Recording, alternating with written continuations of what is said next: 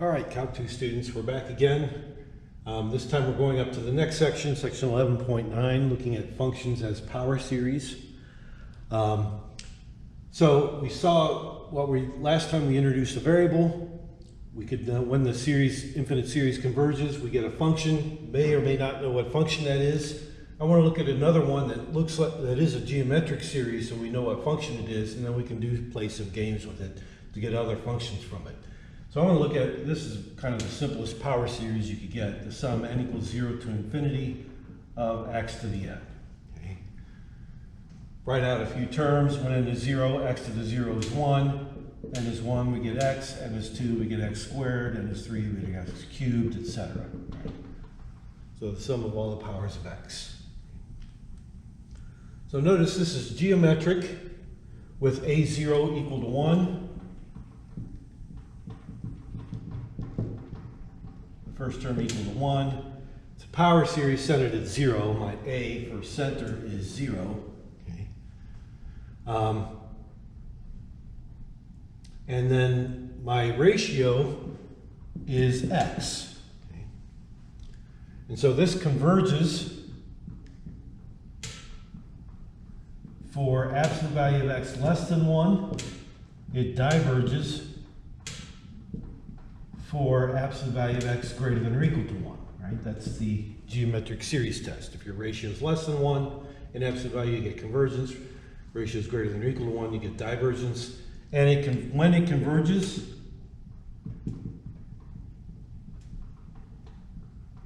it converges to a0 over 1 minus r, which in this case would be 1 over 1 minus x. Okay. So this function 1 over 1 minus x, which is a rational function, can be written as this infinitely long polynomial. Okay. That 1 over 1 minus x equals that function, that infinitely long polynomial. Okay.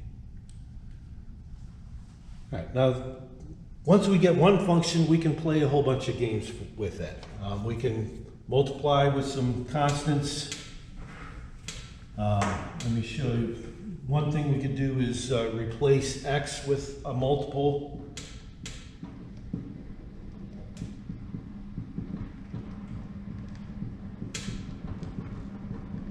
For example, if I wanted a power series of 1 over 1 plus 2x.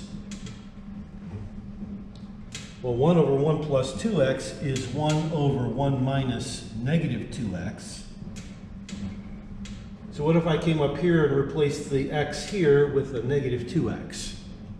So this should be the sum n equals 0 to infinity of negative 2x to the n. So I just replace the x here with the negative 2x.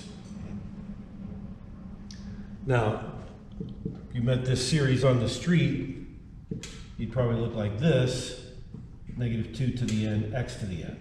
Right? So your coefficient is alternating powers of 2. Right? And then your variable there is x to the n. What's the radius of convergence? The radius of this convergence here, so our a center was 0, our r was 1, absolute value of x less than 1. Our interval of convergence was the interval minus 1 to 1, right? And we had divergence at the endpoints by the geometric series test. What about this? Well, our radius and interval of convergence can change. Because here, this was when absolute value of x was less than 1. Okay? Well, we replaced the x with negative 2x. So this will converge when the absolute value of negative 2x is less than 1. Or absolute value of x is less than 2. Right? I could pull get rid of the negative, pull the 2 out, divide by 2. Divide by 2. That should be 1/2. Okay. So replacing this with this, I now get a series centered at 0, radius of convergence equal 1/2. Okay. So here my a is 0. My r is 1/2, and my interval of convergence will be negative 1/2 to 1/2. Centered at 0, radius of 1/2 away, and it will still have divergence at the endpoints. Okay? So you have to watch that when you replace the x with something, you can change the radius of convergence.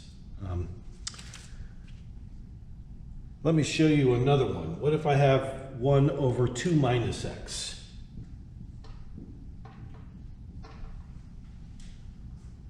So let me make that a 3, just so I can keep these numbers different a little bit. Okay. 1 over 3 minus x, right? So I'm not replacing the x, I've actually got a different number here. Well, what I want to do is I want to factor that 3 out. So this will be 1 over 3 times 1 minus x over 3. Or it's 1/3 times 1 over 1 minus x over 3. All right, so by factoring that 3 out of the denominator, now this, I have like this or like this, but the x is going to be replaced with x over 3. So I'll have 1/3 times the sum, n equals 0 to infinity. I can replace this with the sum, with the x replaced with x over 3. Right, so that will be x over 3 to the n. Okay. But that's 1/3 times the sum, x to the n over 3 to the n. Okay. That's n equals 0 to infinity. Now if I wanted to move the 1/3 in, that would increase the power on 3 by 1. Okay. So this 1 over 3 minus x will be the sum, n equals 0 to infinity, of x to the n over 3 to the n plus 1.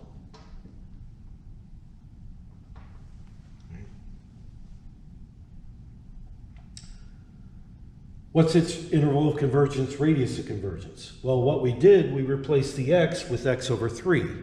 So my original series converged when absolute value of x was less than 1. This will converge when absolute value of x over 3 is less than 1, which says, is less than 1, I said, which says that absolute value of x is less than 3. Okay. So my radius of convergence will be 3. So for this guy, that was all this. This guy, this has a equal to 0, r equal to 3, a larger radius of convergence, and my interval of convergence will be minus 3 to 3. Right? Let's see. Still have divergence at the endpoints, it's still a geometric series. Right, so that's one game you can play, is fiddling around with the coefficients to get new functions, right? We started with this simple function, we got this guy, we got this guy. Okay, you can play with constants. Okay. Another thing we can do is we can differentiate or integrate.